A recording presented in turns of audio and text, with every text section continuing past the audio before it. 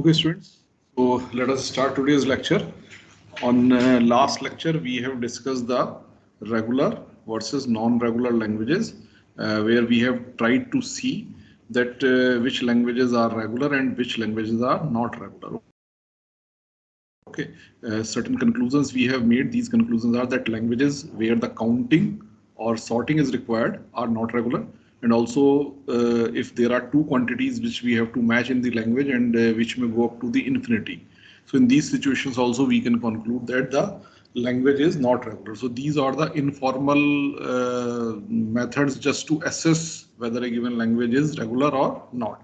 So to have a formal proof, we have discussed pumping lemma for regular languages, and during its proof we have seen the pigeonhole principle as well. Okay, now we have then we have seen the application of pumping lemma to prove that a language is not regular, and then we have practiced it on certain examples. So certain questions also I had given you. I hope that you have practiced those questions. And our today's agenda is closure properties of regular languages, decidability and decision properties of regular languages. So let us start with the first topic, that is the closure properties of regular languages.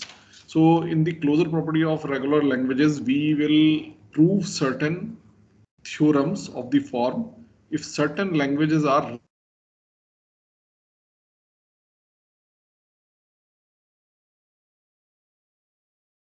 regular,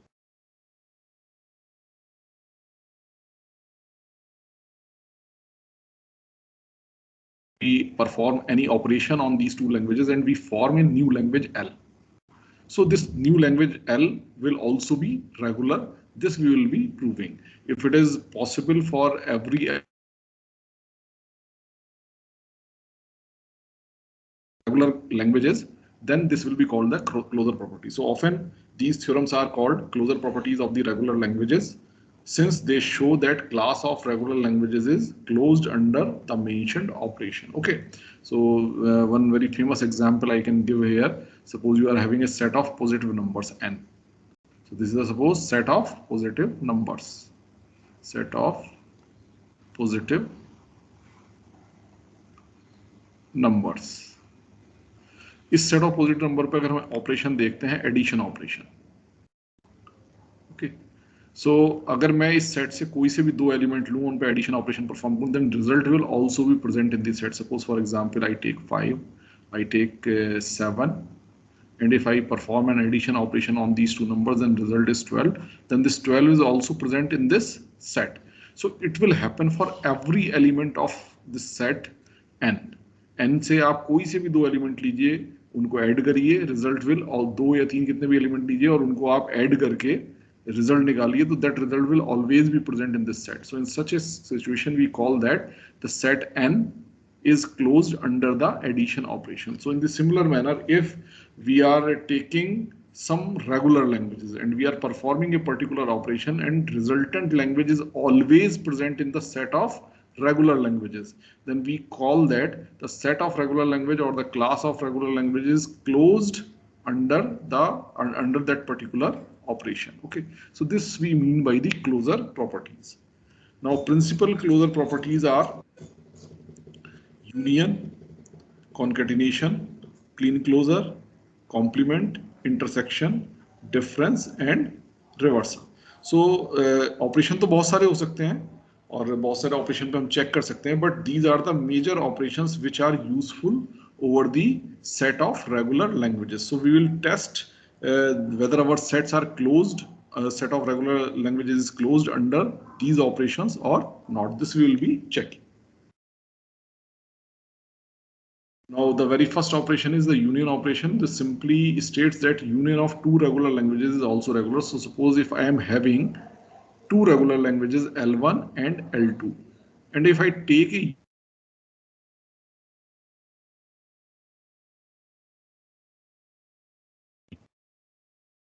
L2 will also be regular. Okay, this we can prove easily. Already we have seen these proofs during the proof of cleans theorem. So cleans theorem में हमने तीन तरह के construction जो है discuss किए थे, जिसमें पहला कंस्ट्रक्शन क्या था कि अगर मेरे पास दो एफ ए हैं तो उन दो एफ ए को कंबाइन करके उनके यूनियन के कॉरस्पॉन्डिंग में एक एफ ए बना सकता हूँ. The same we can use here to prove that if L1 is regular तो उसके कॉरस्पॉन्डिंग एक एफ ए होगा, L2 इज रेगुलर तो उसके कॉरस्पॉन्डिंग भी एक एफ ए होगा. दोनों के कॉरस्पॉन्डिंग एफ ए है तो इनसे मिलाकर के हम इनके यूनियन के कॉरस्पॉन्डिंग यानी कि L के कॉरस्पॉन्डिंग एफ ए बना सकते हैं. Just to remind you, I am quickly drawing what we have discussed. तो ये सपोज L1 के कॉरस्पॉन्डिंग सिस्टम है, इसकी स्टार्ट स्टेट है, इसकी फाइनल स्टेट्स है. इसी तरह से ये सपोज L2 के कॉरस्पॉन्डिंग सिस्टम है, ये सपोज इसकी स्टार्ट स्टेट है और ये सपोज इसकी फाइनल स्टेट है. तो हम क्या करते हैं कि हम जो है एक नई स्टार्ट स्टेट बनाते हैं, उस नई स्टार्ट स्टेट से इन दोनों स्टार्ट स्टेट पे एक एप्सिलॉन ट्रांजिशन जाता है. इस एप्सिलॉन ट्रांजिशन से हमें फायदा क्या होता है कि हम अपने वर्ड की प्रोसेसिंग L1 की स्टार्ट स्टेट से भी शुरू कर सकते हैं और L2 की स्टार्ट स्टेट से भी शुरू कर सकते हैं. यानी कि अगर L में मेरा वर्ड है तो L1 का वर्ड होगा, L2 का वर्ड होगा. अगर L1 का वर्ड होगा तो मैं L1 की स्टार्ट स्टेट से उसकी प्रोसेसिंग स्टार्ट करूंगा तो वो L1 की किसी ना किसी फाइनल स्टेट पे पहुंचेगा and I can say that word is accepted. Similarly अगर L2 का मेरा वर्ड है तो मैं उसकी प्रोसेसिंग L2 की स्टार्ट स्टेट से शुरू करूंगा, एप्सिलॉन ट्रांजिशन लेके कहूंगा L2 की स्टार्ट स्टेट पर और वहां से प्रोसेसिंग स्टार्ट करूंगा. तो because it is a word of L2 so I will reach to some final state of L2. यानी कि मेरी जो इस सिस्टम की फाइनल स्टेट्स होंगी वो L1 की फाइनल स्टेट्स और L2 की फाइनल स्टेट्स मिलाकर के होंगी. So this will be my system. So this bigger box represents the new system, जिसमें ये मेरी स्टार्ट स्टेट है और ये चारों जो मैंने L1 और L2 की सिस्टम की फाइनल स्टेट दिखाई है ये मेरी इस नए सिस्टम की फाइनल स्टेट. तो इस तरह से जो है मैं एक सिस्टम दो लैंग्वेजेस की यूनियन के कॉरस्पॉन्डिंग डिजाइन कर सकता हूं. Is it clear class? Yes sir. Okay, in the similar manner we can prove it for concatenation as well. concatenation में क्या है कि मेरे पास L1 और L2 दो लैंग्वेज है तो अगर मैं इनके concatenation से कोई लैंग्वेज डिजाइन करता हूं, L is L1 L2 means L में कुछ जो वर्ड्स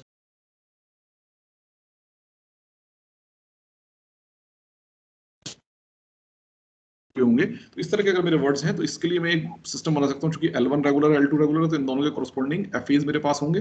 सो सपोज L1 के कॉरस्पॉन्डिंग एफए मेरे पास है जिसमें एक स्टार्ट स्टेट है and some final states are there. Okay, इसी तरह से L2 के कॉरस्पॉन्डिंग मेरे पास एक सिस्टम है जिसमें एक स्टार्ट स्टेट है and there are certain final states. Okay, तो मैं क्या करता हूं जो मेरे L1 की स्टार्ट स्टेट है, जो मेरी L1 की स्टार्ट स्टेट है उसको मैं इस पूरे सिस्टम की स्टार्ट स्टेट एज्यूम कर लेता हूं. ओके, और जितनी भी L1 की फाइनल स्टेट्स हैं उनसे एक एक एप्सिलॉन ट्रांजिशन जो L2 की स्टार्ट स्टेट है वहां भेज देता हूं.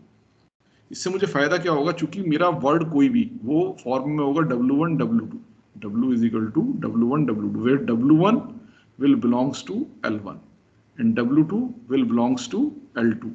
So अगर इस फॉर्म का कोई भी वर्ड मैं इस पे एग्जीक्यूट कराऊंगा तो W1 इसका फर्स्ट पार्ट ये एग्जीक्यूट कराने के बाद L1 से स्टार्ट कर रहा हूँ, एग्जीक्यूट कराने के बाद मैं L1 की किसी ना किसी फाइनल स्टेट पर पहुंचूंगा. अब W2 कहां से एक्सेप्ट होगा, वो L2 की स्टार्ट स्टेट से L2 की फाइनल स्टेट पर पहुंचेगा. बट L2 की स्टार्ट स्टेट पर जाने के लिए मुझे एक रास्ता चाहिए without consuming anything. So that's why I have used these epsilon transition. Is it? तो इस तरह से मैंने सिस्टम बना लिया. तो यानी कि जो L1 की स्टार्ट स्टेट है वो मेरे पूरे सिस्टम की स्टार्ट स्टेट हो गई और जो L2 की फाइनल स्टेट्स हैं वो मेरे पूरे सिस्टम की फाइनल स्टेट्स होगी. तो जो बाहर वाला बॉक्स में बना रहा हूँ ये बॉक्स जो है तो ये मेरी हो गई स्टार्ट स्टेट नए सिस्टम की और ये मेरी नए सिस्टम की क्या हो गई final state.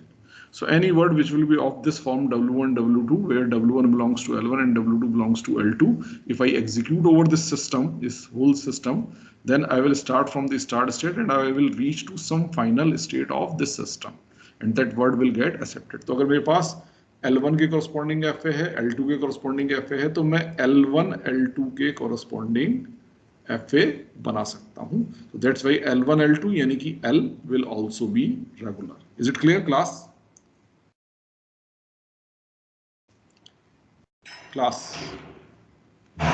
Is it clear? Yes. Okay. Now we come to the next one, that is the clean closure. इसके लिए भी हमने ऐसा ही एक सिस्टम बनाया था. ये मेरी स्टार्ट स्टेट है, इस सिस्टम की सपोज मेरे पास L रेगुलर है तो L स्टार यानी कि it's Kleene closure will also be regular.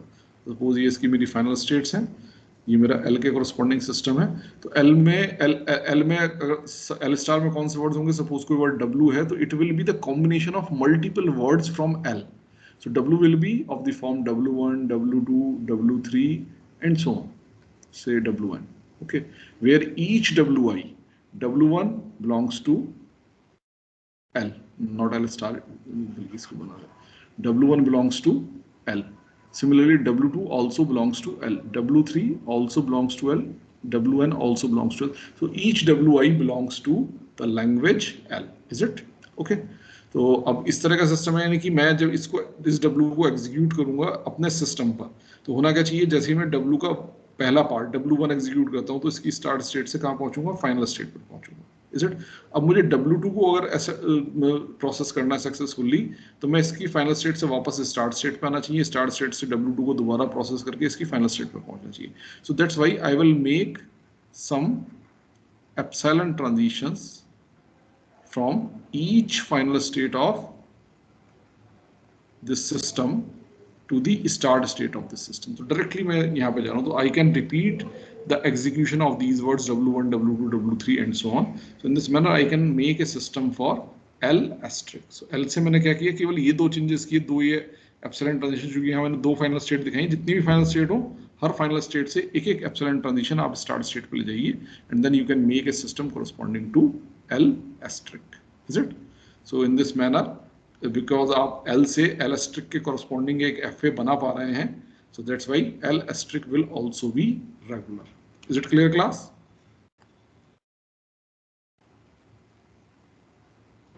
Yes, sir. Okay. Now we come to the complement. Complement के लिए भी मैंने आपको बता रखा है कि अगर हमारे पास किसी लैंग्वेज L अगर वो रेगुलर है तो उसके corresponding FA होगा. Suppose this is the FA. Okay. बल्कि FA का पूरा सिस्टम बना लेते हैं. Suppose this is the FA. Something like this.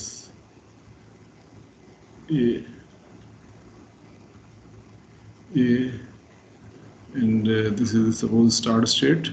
Okay. And say this is the final state. Okay. Suppose ये आपका FA है. Okay. तो आपको क्या करना है? इसके कॉम्प्लीमेंट, यानी कि वो L में कौन से वर्ड्स हैं? अब अगर मैं इसी FA को देखूं तो मेरी L क्या है? L is all words which start all words which consist of 2 or more A's. Is it or not? अब देखिए पहला A मुझे यहाँ ले जाएगा, दूसरा A मुझे इस जगह लेकर के आएगा, जो कि फाइनल स्टेट है, यानी 2 A सक्सेसफुल होंगे. एक A सक्सेसफुल नहीं होगा, एप्सिलॉन सक्सेसफुल नहीं होगा, 2 A सक्सेसफुल होंगे, उसके बाद कितने भी A's आए सक्सेसफुल होंगे. सो ये लैंग्वेज क्या है? Double A, triple A and so on. Is it? This is the language. अब मुझे क्या करना है? मुझे इसका कॉम्प्लीमेंट निकालना है. तो कॉम्प्लीमेंट क्या होगा? सब में से ये वाले वर्ड्स निकाल दीजिए. ओके. सिग्मा यहाँ मेरा क्या है? सिग्मा इज ओनली A, क्योंकि मैंने कोई और दूसरा सिंबल लिया ही नहीं है यहाँ. Is it? So L complement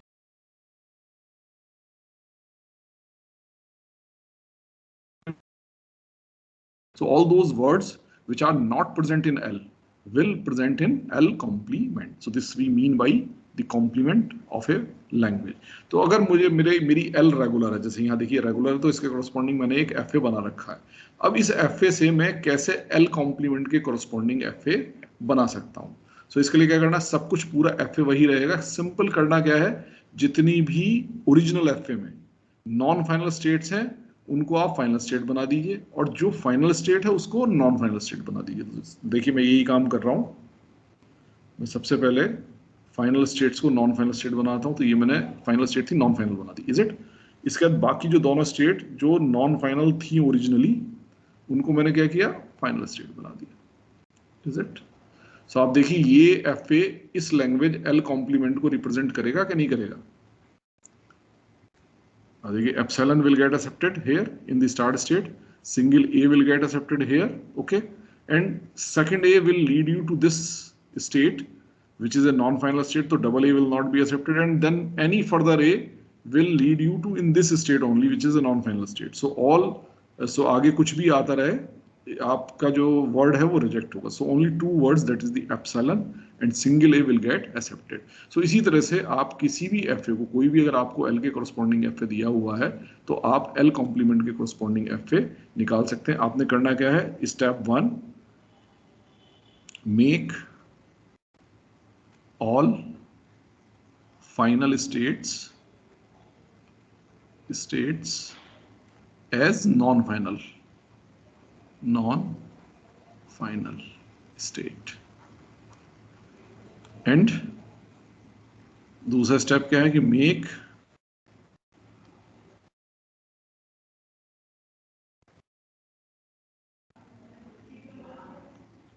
states as final states. यही प्रोसेस मैंने यहां किया है.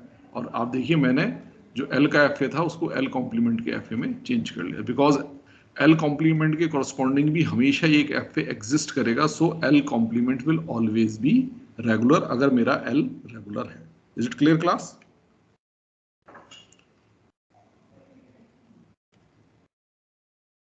Class. Yes, sir. Okay. Now we come on the next one, that is the intersection. Intersection क्या है कि मेरे पास एक लैंग्वेज L है, L1 है, और दूसरी लैंग्वेज L2 है.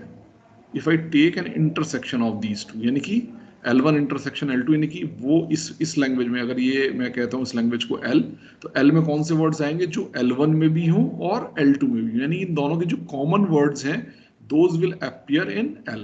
Now I have to prove that this is also regular. Okay, कि अगर मेरा L1 रेगुलर है, L2 रेगुलर है, तो their intersection will also be regular. इसके लिए हम किसका यूज करेंगे? इसके लिए हम यूज करते हैं डिमॉर्गन्स थ्योरम का. डिमॉर्गन्स थ्योरम क्या कहती है कि L1 इंटरसेक्शन L2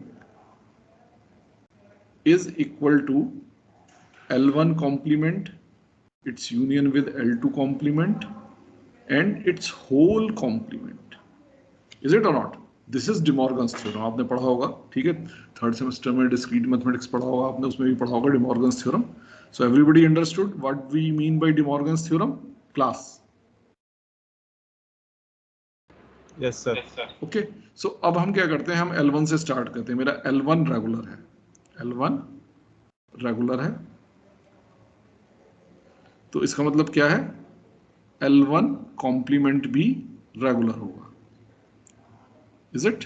अभी हम प्रूफ करके आए हैं ऊपर कि किसी भी रेगुलर लैंग्वेज का कॉम्प्लीमेंट भी रेगुलर होता है. Is it? इसी तरह से अगर मेरा L2 रेगुलर है तो ये शो करता है कि मेरा L2 कॉम्प्लीमेंट भी रेगुलर होगा. Is it? यानी दोनों लैंग्वेजेस के कॉम्प्लीमेंट रेगुलर है. अब मैं क्या करता हूं, इन दोनों का यूनियन लेता हूं, L1 और L1 कॉम्प्लीमेंट और L2 कॉम्प्लीमेंट का यूनियन. सो यानी कि it shows that L1 complement union L2 complement, ये क्या है, ये भी रेगुलर है. क्यों? क्योंकि L1 कॉम्प्लीमेंट रेगुलर लैंग्वेज है, जिसका यूनियन भी रेगुलर होगा. तो मैंने यहाँ क्या किया, दोनों का यूनियन लिया. Is it? तो L1 complement union L2 complement क्या हो गई, एक रेगुलर लैंग्वेज हो गई. अब अगर ये पूरी की पूरी एक रेगुलर लैंग्वेज है तो its complement will also be the regular language, क्योंकि रेगुलर लैंग्वेज का कॉम्प्लीमेंट भी रेगुलर होगा. So L1 complement union L2 complement and its whole complement is regular, and this is equivalent to L1 intersection L2. So this is equivalent to L1 intersection L2. So that's why L1 intersection L2 will be the regular. तो यानी कि कोई अगर हमारे पास दो languages हैं जो regular हैं तो उनका इंटरसेक्शन भी हमेशा क्या होगा, रेगुलर ही होगा. Is it clear class? So using the De Morgan's theorem we can prove this. Is it clear class? Yes, sir. Now for difference, our language L is equal to L1 minus L2. यानी कि L1 मेरी regular language है, L2 भी मेरी regular language है. इन दो regular languages का मैं क्या ले रहा हूँ, डिफरेंस. ओके, डिफरेंस का मतलब क्या होता है कि L1 के वो वर्ड्स जो कि L2 में प्रेजेंट नहीं है. आप इसे वेन डायग्राम से बड़ी आसानी से समझ सकते हैं. Suppose this is your L1 and say this one is your L2। तो L2 के वर्ड्स तो मुझे नहीं चाहिए, यानी मुझे क्या चाहिए, L2 के बाहर का हिस्सा चाहिए, यानी कि ये हिस्सा तो कम से कम नहीं आएगा, इज इट, और L2 वाला पूरा हिस्सा नहीं आएगा। कौन सा हिस्सा आएगा, L1 का चाहिए मुझे, और L2 के बाहर का, यानी कि L2 के बाहर तो ये सब कुछ है, इज इट। एक बार मैं कलर करके दिखला देता हूं आपको ग्रीन कलर से।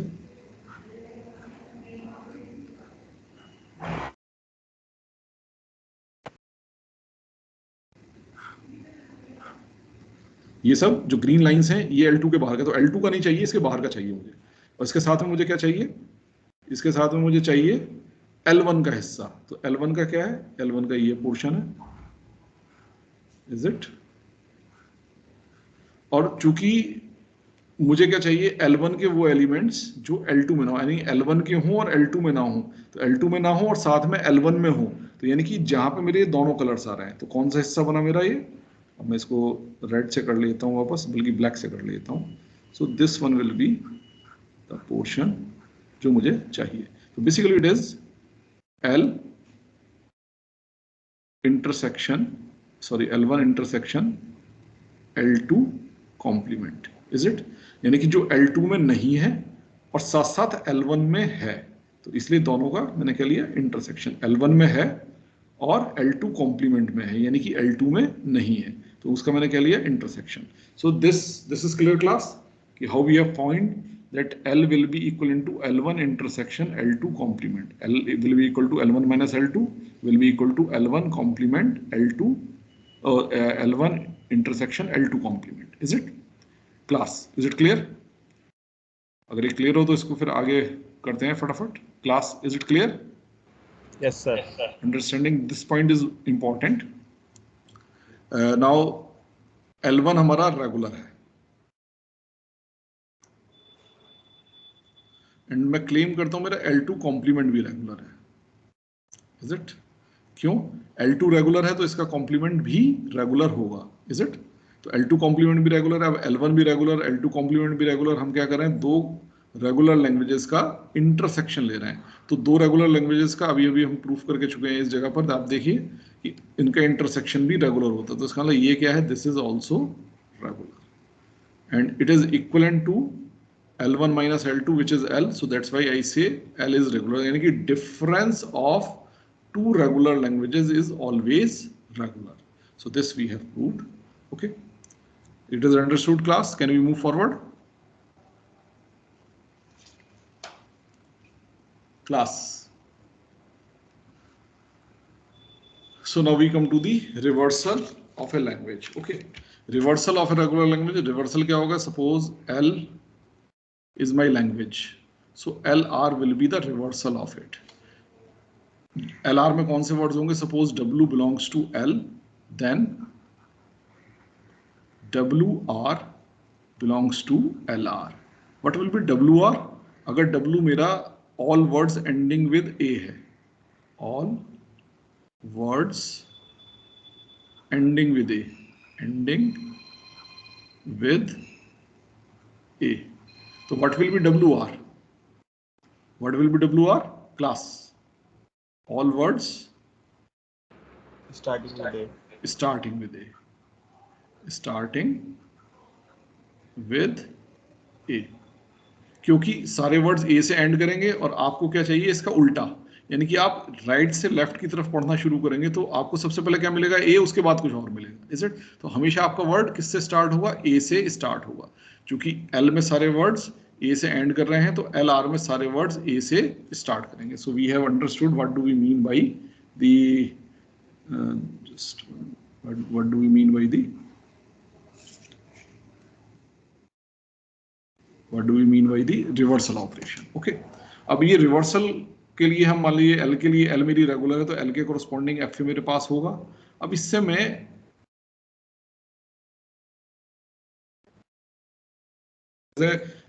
Three step process. Number 1, make all final states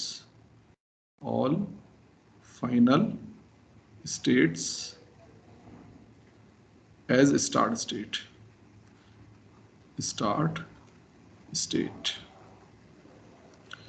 second step क्या है, make start state, make your start state as final state, यानी कि आपने क्या किया, जहां एंड होना था, जो फाइनल स्टेट्स थी, वहां से आप क्या कर रहे हैं, शुरुआत कर रहे हैं, और जहां से शुरू होना था, जो स्टार्ट स्टेट थी, वहां आप क्या कर रहे हैं, फाइनल स्टेट बना दिया, आप एंड कर रहे हैं। यानी कि आप फाइनल स्टेट से स्टार्ट करेंगे और स्टार्ट स्टेट पे जाकर के खत्म करेंगे। And then number 3, reverse the direction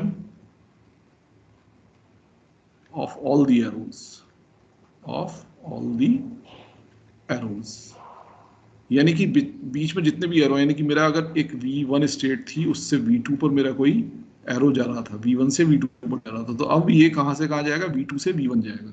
यानी कि मैंने जहां एंड करना था वहां से शुरू किया, जहां शुरू करना था वहां एंड किया, और सारे एरोज की डायरेक्शन रिवर्स कर दी। तो यानी कि मैं बजाय फॉरवर्ड डायरेक्शन में जाने के, स्टार्ट स्टेट से फाइनल स्टेट की तरफ जाने के, फाइनल स्टेट से स्टार्ट स्टेट की तरफ मूव कर रहा हूं, तो मेरा सब कुछ रिवर्स हो गया।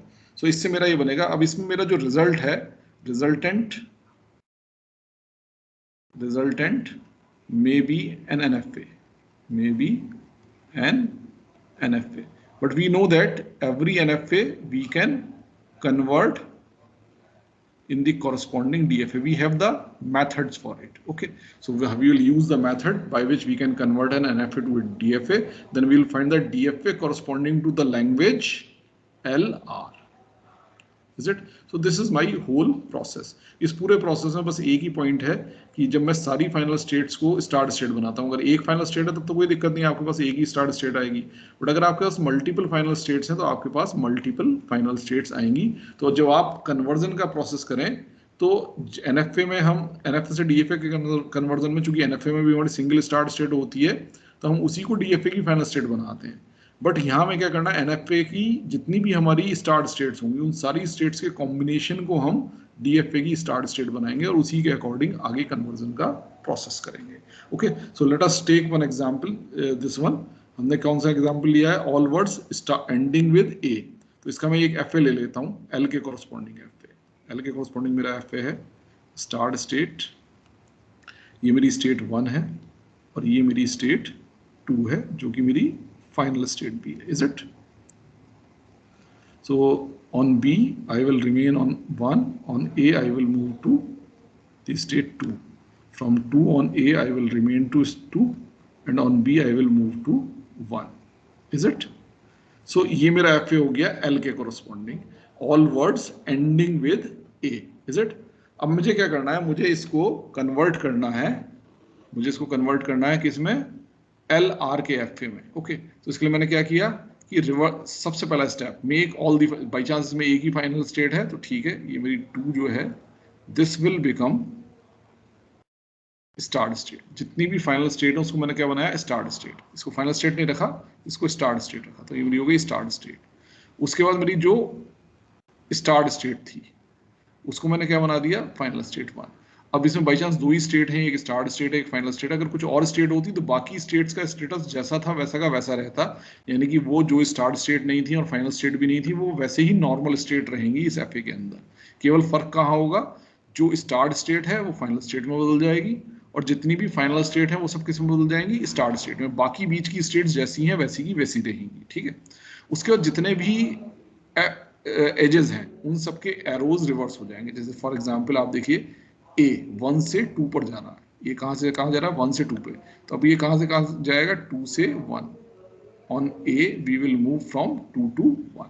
सिमिलरली आप ये वाला देखिए, ये बी कहां से जा रहा है, 2 से 1 पे जा रहा है, तो उल्टा हो जाएगा, 1 से 2 पर जाएगा। Is it? रिवर्स कर देनी है सारे के सारे एरोज की एजेस। ओके, जो सेल्फ लूप है वो तो सेल्फ लूप ही रहेंगे, क्योंकि 1 से 1 है, तो आप तो रिवर्स भी करेंगे तो भी ये 1 से 1 ही रहेगा। ओके, सो बी वाला वहीं का वहीं रहा। इसी तरह से 2 पे ये था सेल्फ लूप ए, ये 2 से 2 पे ही रहेगा। Is it? तो ये मेरा क्या बन गया, ये मेरा एफ ए बन गया एल आर के कॉरस्पॉन्डिंग। आप देखिए clearly it is an N F A. Start state देखिए 2 का ए पर सेल्फ पे भी ट्रांजिशन है और 1 पे भी जा रहा है। Is it? इसी तरह से 1 का B पे सेल्फ पे भी ट्रांजिशन है और 2 पे भी जा रहा है, so it is clearly an NFA। तो मैंने कहा भी था आपको रिजल्टेंट में बी एन NFA। तो हम सबसे पहले इस NFA को बना लेते हैं, इस NFA को DFA में फिर हम कन्वर्ट करेंगे। ओके, सो NFA बना लेते हैं हम। इस NFA की टेबल बनाते हैं, स्टेट ओब्लिक सिग्मा, यहाँ आपका आया A, B, स्टेट है आपकी 2, स्टेट है आपकी 2, it is your start state. Okay, and 1 it is your final state. Okay, अब उसके बाद आप देखिए 2 ऑन A, चेक करिए 2 ऑन A, एक तो 2 पे आ रहा है और एक 1 पे जा रहा है, यानी 1 और 2 दोनों पे जा रहा है। It is on 1, 2। NFA देखिए कर्ली ब्रेसेस में लिखेंगे। 2 ऑन B, 2 से B पे कोई भी ट्रांजिशन बाहर नहीं जाना, is it? So it is 5, it is 5।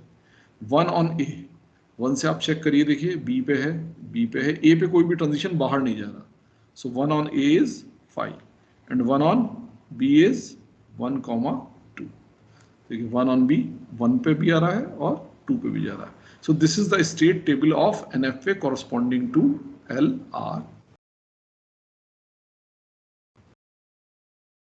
अब मुझे क्या करना, मुझे इसको DFA में कन्वर्ट करना, फटाफट इसको DFA में कन्वर्ट करते हैं। DFA की स्टेट टेबल बनाते हैं, state oblique sigma on A and on B। देखिए मेरी स्टार्ट स्टेट क्या है, 2 हियर, ठीक है। मान लीजिए 2, 3, 4, अगर मान लीजिए 2, 3, 4 स्टार्ट स्टेट होती तो मैं वही पूरा कॉम्बिनेशन यहाँ लिखता, फिर उसी के हिसाब से यहाँ ट्रांजिशन जो है कंप्लीट करता। क्योंकि यहाँ सिंगल है तो मैं लिख देता हूँ 2, 2 is my start state. Okay, 2 on A goes to 1, 2, तो 1, 2 का जो कॉम्बिनेशन है इसके कॉरस्पॉन्डिंग एक सिंगल स्टेट बनाऊंगा मैं, ये मेरी होगी सिंगल स्टेट। ओके, B के कॉरस्पॉन्डिंग क्या है 5, so it will be A 5 state. Okay, ये मेरी एक स्टेट हो गई 5। Is it? कौन सी दो नई स्टेट जनरेट हुई, एक तो 1, 2 और एक 5, तो मैं दोनों यहाँ लिख लेता हूँ 1, 2 एंड 5, ये मेरी नई स्टेट जनरेट हुई। अब 1, 2 का मैं A पर देखूंगा, 1, 2 का A पे मतलब 1 का A पे और 2 का A पे। 1 का A पर इज 5, 2 का A पर इज 1, 2। ओके, सो दोनों का यूनियन क्या हुआ 1, 2, तो इसके कॉरस्पॉन्डिंग स्टेट क्या बनेगी 1, 2। इसे 1, 2 ऑन B, यानी 1 on B and 2 on B। So 1 on B is 1, 2 and 2 on B is 5, दोनों का यूनियन क्या आएगा 1, 2, so it will be 1, 2। Okay, और 5 का तो हमें मालूम है, 5 के ट्रांजिशन हमेशा क्या होते हैं 5 ही होते हैं, इसको चेक करने की आवश्यकता नहीं है, ये हमेशा 5 होते हैं। सो कोई नई स्टेट जनरेट हुई, यहाँ 1, 2 ऑलरेडी थी इधर, 5 भी ऑलरेडी थी इधर, तो कहीं कोई नई स्टेट जनरेट नहीं हुई तो हमारा प्रोसेस यहाँ फिनिश हो जाता। अब हम इसका एक DFA बना लेते हैं। 2, ये मेरा क्या है स्टार्ट स्टेट। ओके, अच्छा इसमें फाइनल स्टेट हमने नहीं डिसाइड, इसकी 1 फाइनल स्टेट थी, तो जहां जहां भी 1 आ रहा है वहां फाइनल स्टेट है, 1 केवल इसी स्टेट में आ रहा है, so this state will be the final state. Okay, so 1, 2, this is an state which is the final state also. Okay, there is one more state, that is the 5, is the 5. Okay, up 2 on A is going to 1, 2, on B it is going to 5. Now 1, 2 on A is going to itself 1, 2, on B also it is going to itself, so on A or B it will remain to itself. और 5 का A और B ये 5 पे रहेगा, so A और B ये 5 पे रहेगा। Now you can see that it is the same DFA which we have made for all words starting with A, so it is the LR DFA in diagram, and this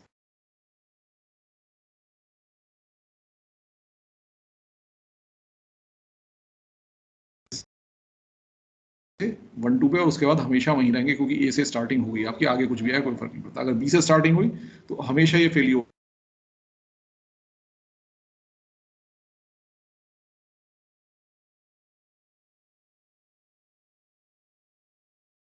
which I have told you to convert the FA of L to the FA of LR actually works. It is correct. Okay, I hope it is clear to everyone. Class. Yes, sir. Yes. Okay. So now we'll move to the next one, that is the decidability. In decidability, what we do? Here we consider, let me change the color. Okay. Here we consider how one answers the important questions, important or any question about a given regular language. Means हमारे पास एक language L दी हुई है, उसका कोई भी description दिया हुआ होगा हमारे पास, चाहे वो regular expression हो, चाहे वो FA हो, but चूंकि हम FAs की बात करें तो we assume that L का description हमें FA के form में दिया हुआ है. We know L through this FA. Okay. So हमारे पास ये दिया हुआ है.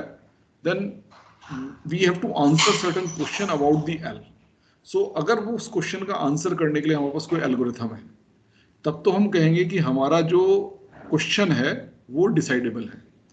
Otherwise we will say that it is undecidable. तो यही जो है इसकी डिसीजन प्रॉपर्टी, यही जो क्वेश्चंस हैं ये इसकी डिसीजन प्रॉपर्टी कहलाते हैं. Is it? So let us see how some important decision questions are. Number 1, is there language is the language is empty. अब एल दी हुई है एफ ए के फॉर्म में. एल मुझे सीधे नहीं मालूम, अगर एल मुझे सीधे मालूम होती L is equal to this, तो मुझे देख के पता लग जाता है इट इज एम्प्टी. बट मुझे कोई एक एफ ए दिया हुआ है, सपोज मुझे ये एफ ए दिया हुआ है, this is A, B. Now, by looking at this FA, I have to tell the answer whether the given language is empty or not. Is it? So FA को देख करके मुझे बताना. So this problem I say that emptiness. Then second problem is a string W belongs to L? Question is W belongs to L. अब FA दिया हुआ है और मुझे एक वर्ड दे दिया W. सपोज कोई भी एक वर्ड दे दिया A B B A और कहा गया कि whether this is a word in the language defined by this FA or not. So इसको मैं कैसे जो है आंसर कर सकता हूँ? Is there exist any algorithm or not? So this is called the problem of membership. It is called the membership problem. These are the important problems about the languages. This is emptiness, whether the language is empty or not. Third important question is, do the two description of the language actually describe the same language or not? यानी कि आपको एक FA दिया हुआ है FA1 और दूसरा FA दिया हुआ है आपको FA2. अब इन दोनों FAs को देख करके आपने बताना है कि ये FAs सेम लैंग्वेज को रिप्रेजेंट करते हैं या नहीं. यानी कि मेरा क्वेश्चन क्या है? My question is equivalence. Means my given two FAs are equivalent or not. They are representing the same language if they are equivalent. If they are not equivalent, they are not representing the same language. So does the two description of the languages actually describe the same language or not? That is the equivalence. And the fourth one is the given language finite? So it is called finiteness.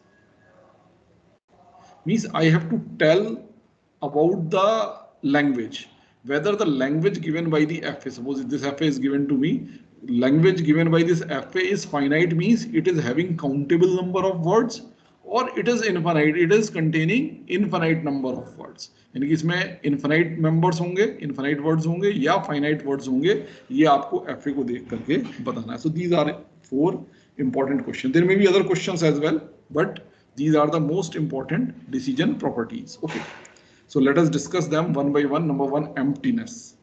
Is the language empty?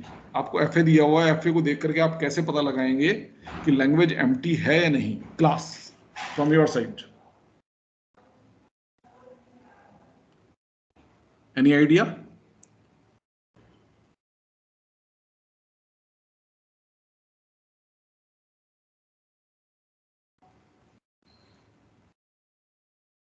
Empty language के corresponding FA हम कैसे बनाते हैं? Class, empty language के corresponding FA कैसे बनाते हैं? कोई भी दिया हुआ FA है उसको कैसे एनालाइज करते हैं कि इसमें ये लैंग्वेज ये कुछ एक्सेप्ट कर रहा है या नहीं कर रहा है? चलिए एक छोटा सा आंसर करिए. FA में अगर कोई फाइनल स्टेट नहीं है, there is no final state, will this FA accept anything और नॉट? क्लास, अगर FA में कोई फाइनल स्टेट है ही नहीं तो क्या वो कुछ एक्सेप्ट करेगा? कुछ भी एक्सेप्ट नहीं करेगा। Is it clear? सो यानी कि लैंग्वेज क्या होगी? एम्प्टी। और अगर उस पर्टिकुलर एफए में फाइनल स्टेट्स हैं तो it may accept something. Is it clear? So पहली चीज क्या है, अगर एफए में कोई फाइनल स्टेट नहीं है, मैं जस्ट एफए को ऑब्जर्व करूंगा, देखूंगा कोई फाइनल स्टेट है कि नहीं है। अगर कोई फाइनल स्टेट नहीं है तो मेरा एफए एम्प्टी है। Is it?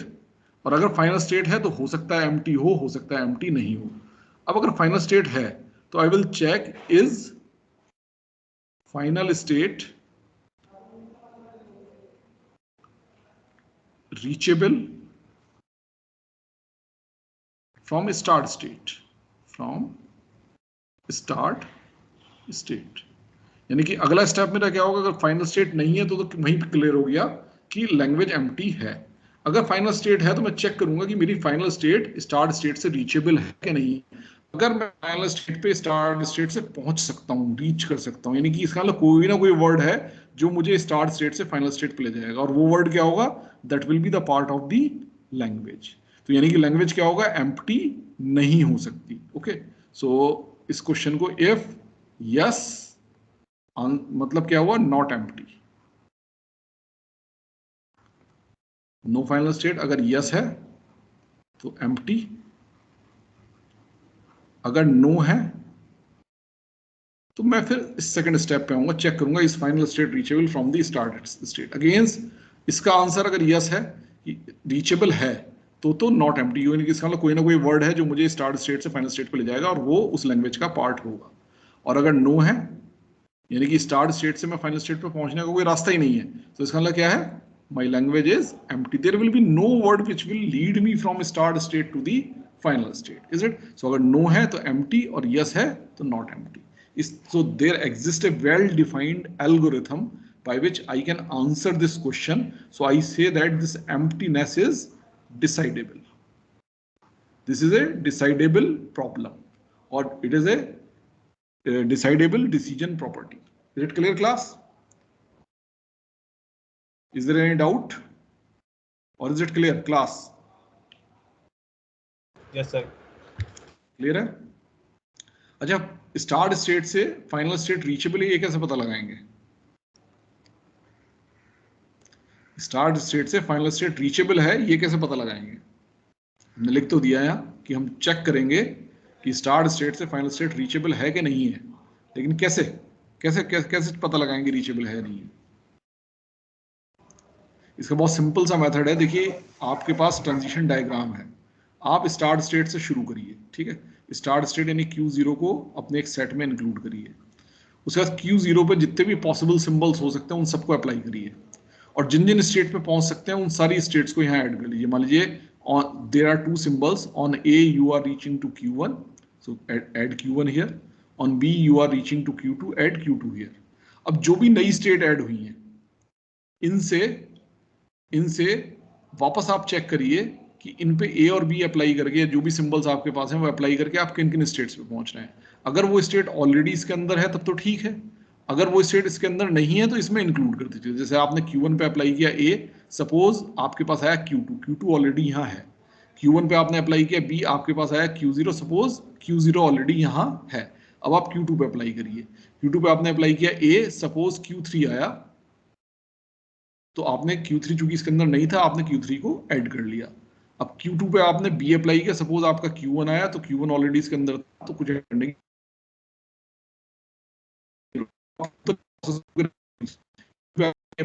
Q0 आया, Q3 पे आपने B अप्लाई किया, सपोज Q2 आया, ओके, तो दोनों यहाँ मौजूद थे, तो कुछ नया ऐड नहीं होगा। अब आपने पूरे के पूरे इस सेट में जितने भी एलिमेंट्स हैं वो सब प्रोसेस कर लिए, तो आप इस सेट को क्लोज कर देंगे। यानी कि स्टार्ट स्टेट से जितनी भी स्टेट रीचेबल हैं वो सारी की सारी इसके अंदर इंक्लूड हो गई हैं। अब आप इसमें चेक कर लीजिए कि इन रीचेबल स्टेट्स में से कोई फाइनल स्टेट है क्या। अगर कोई फाइनल स्टेट है तो हमारा आंसर क्या है? यस, कि स्टार्ट स्टेट से कोई फाइनल स्टेट रीचेबल है, यस। सो यानी कि language is not empty, it contains certain words.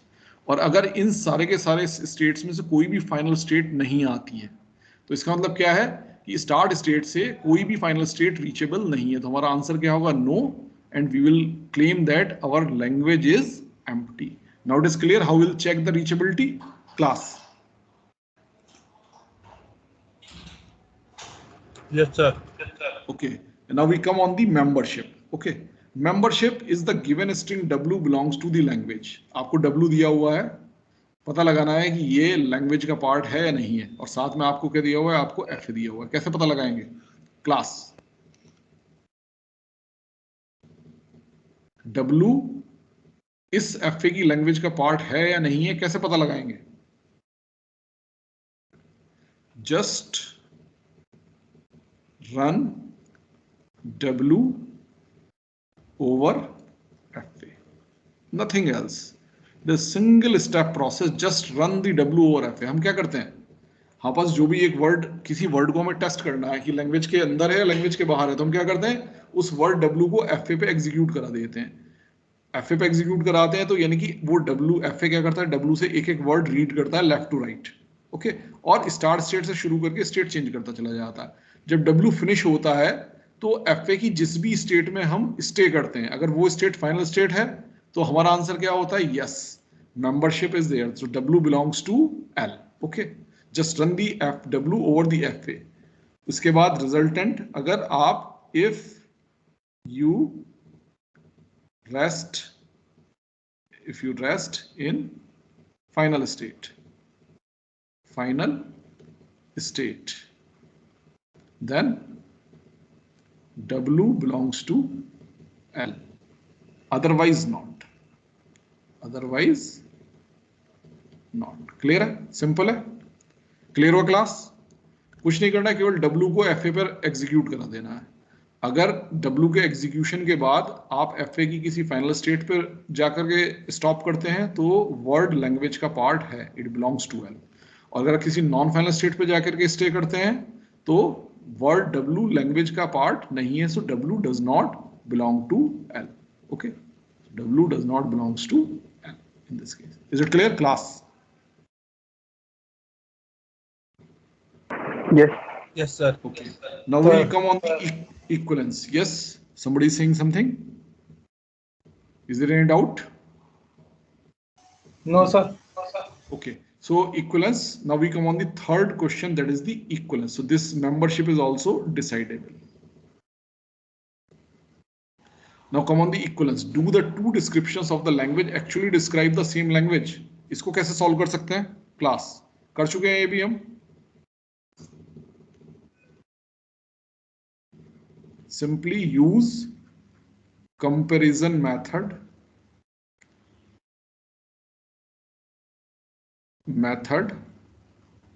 of DFAs. इस DFA के कंपैरिजन मेथड में हमने क्या था, हम दो DFAs को कंपेयर कर सकते थे. कैसे? दोनों, हम एक टेबल बनाते थे जिसमें पेयर्स लेते थे. Is it?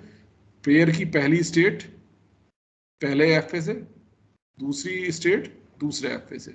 उसके बाद जो भी सिंबल्स आते थे, जैसे यहाँ पे अगर मान लीजिए A सिंबल है तो QA एंड QA डैश, ये हम कर रहे हैं. Is it? ठीक है. अगर दूसरा सिंबल B है तो QB and QB dash. Is it? So Q पे A अप्लाई करते थे तो Q पे QA पे पहुंचे, Q डैश पे A अप्लाई किया तो QA डैश पे पहुंचे. हम चेक करते थे QA और QA डैश की डेस्टिनी सेम है कि नहीं, यानी कि दोनों फाइनल स्टेट है या दोनों नॉन फाइनल स्टेट है, तब तो ठीक है.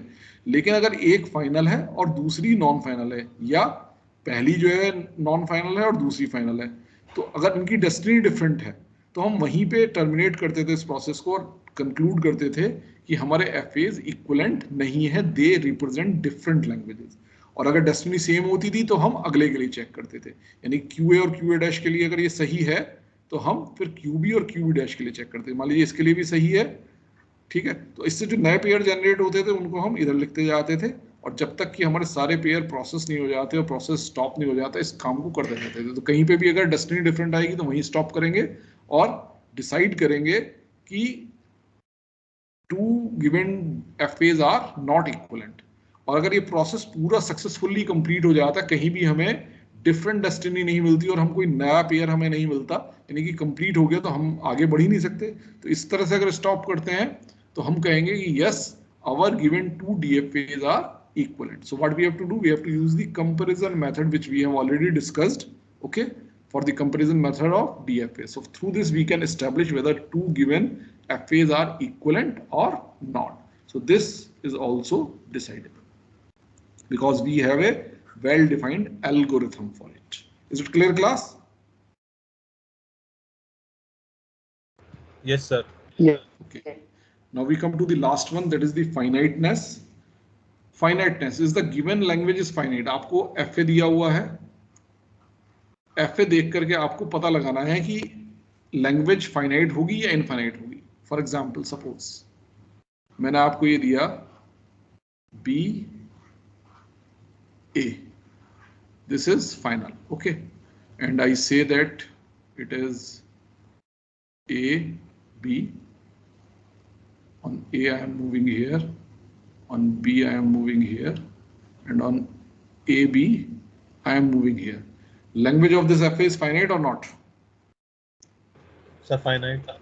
Finite है. It will accept only one word, that is BA. आपने देख करके चूंकि एनालिसिस आप कर सकते हैं तो आपने आसानी से पता लगा लिया. बट ये बड़ा सिंपल सा FA था. अगर यही कोई कॉम्प्लिकेटेड FA होता तो हो सकता है आप ये ना देख पाते कि it is accepting only single word BA और समथिंग एल्स. मान लीजिए मल्टीपल वर्ड्स का है तो कोई बड़ा सा FA है जिसमें 5, 6, 7, 8 वर्ड्स के लिए आपने बना रखा है तो हो सकता है ये डिफिकल्ट होता. Is it? So is there any method, any algorithm by which we can find it? So I am giving you a method. This method is consisting of certain steps. Step number 1, देखिए basically अगर मेरा start state से, जो basic concept है, मेरे start state से final state तक पहुंचने के रास्ते में अगर कोई भी साइकिल आती है तो मेरी लैंग्वेज क्या होगी? इनफाइनाइट होगी. जैसे फॉर एग्जांपल अगर यहीं पे सपोज ये B इधर ना जा रहा होता, B इस जगह पे जा रहा होता तो लैंग्वेज क्या होती? फाइनाइट होती, इनफाइनाइट होती? तब लैंग्वेज इनफाइनाइट हो जाती. क्यों? क्योंकि आप B A B एक्सेप्ट करा सकते थे, B B A B accept करा सकते थे, B B B A यानी triple B A B accept करा सकते थे, 4 B's A उसके बाद A आता वो भी एक्सेप्ट करा सकते थे, 5 B's A वो भी एक्सेप्ट करा सकते थे, 6 B's A वो भी एक्सेप्ट करा सकते थे. Means this B you can visit any number of times. Is it? So कितने वर्ड जनरेट होते? इनफाइनाइट वर्ड जनरेट होते. तो यानी कॉन्सेप्ट क्या हुआ? पहले अगर जब ये B यहाँ नहीं था तो मेरे पास क्या था कि स्टार्ट स्टेट से फाइनल स्टेट के रास्ते में कोई भी साइकिल नहीं थी, कोई भी साइकिल नहीं थी. Is it? तो जहां भी साइकिल आएंगी वहीं पे आपके मेंबरशिप क्या होगी? इनफाइनाइट. Is it? वहीं पे आपके इनफाइनाइट वर्ड्स बिलोंग करेंगे उस लैंग्वेज को. अगर रास्ते में कोई भी साइकिल नहीं आएगी तो वर्ड क्या होंगे? फाइनाइट होंगे. This is basic concept. अब क्वेश्चन ये है कि ये साइकिल हम चेक कैसे करें. अब देखिए साइकिल रास्ते में आ रही है, इसको मैं कहते देखिए क्योंकि साइकिल भले पहले यहाँ नहीं थी, पहले मेरा B क्या था? इस जगह पे था ओरिजिनल वाला, ओके, बट यहाँ तो साइकिल थी, यानी कि FA में तो मेरा साइकिल है. Is it? तो अब मैं कैसे इंश्योर करूँ? बट आप देखिए ये साइकिल कंट्रीब्यूट नहीं करी. क्यों? क्योंकि ये साइकिल स्टार्ट स्टेट से फाइनल स्टेट पहुंचने के रास्ते में नहीं है. आप देखिए यहाँ से अगर मैं शुरू करूँ A से यहाँ पहुंच सकता हूँ, बट यहाँ मेरी ये साइकिल चलती रहेगी. इस साइकिल से इस फाइनल स्टेट पे पहुंचने का कोई रास्ता नहीं है मेरे पास. एक बार इस स्टेट पे आया तो मैं फिर कभी भी इस फाइनल स्टेट पे नहीं पहुंचूंगा. Is it? तो यानी कि साइकिल मेरे स्टार्ट स्टेट से फाइनल स्टेट के रास्ते में है तो इनफाइनाइट वरना फाइनाइट. इतना क्लियर होगा क्लास? अगर इतना क्लियर है तो फिर मैं आगे के स्टेप लिखता हूं. There are 3 steps. Number 1, eliminate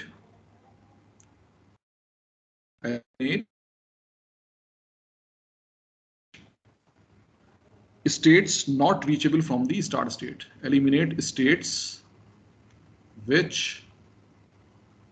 are not reachable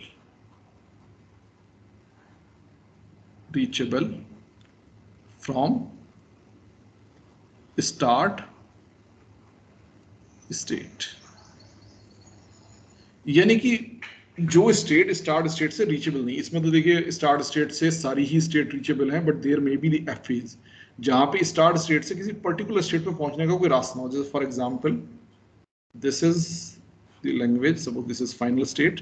on A I reach here and there is on A I reach here. और मान लीजिए सपोज केवल A ही है और इसका मैं A पर बना देता हूँ ये. Is it? तो आप देखिए ये वाली जो स्टेट है मेरी लास्ट स्टेट, स्टार्ट स्टेट से इस स्टेट पर पहुंचने का कोई रास्ता नहीं है। मैं देखिए यहां से ए पर यहां पहुंच सकता हूं, फिर यहीं पे रहूंगा, कभी भी इस स्टेट पे नहीं पहुंच सकता। तो जिस स्टेट पर मैं पहुंच नहीं सकता उस स्टेट का कोई रेलिवेंस नहीं है, यानी स्टार्ट स्टेट से जो स्टेट रीचेबल नहीं है वो कभी भी वर्ड्स कंट्रीब्यूट नहीं करेगी लैंग्वेज में। ओके, सो उन स्टेट्स को निकाल देना बेहतर है। आप इसको हटा भी दीजिए तो भी आपकी लैंग्वेज पे कोई फर्क नहीं पड़ेगा। आप इस वाली स्टेट को हटा भी दीजिए तो आपकी लैंग्वेज पे कोई फर्क नहीं पड़ेगा। Okay, so eliminate the states which are not reachable from the start state. And then second step, eliminate states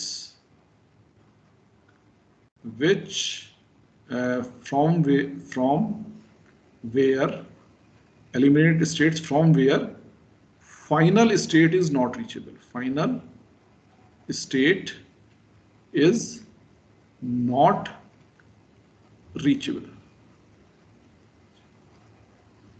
Is it?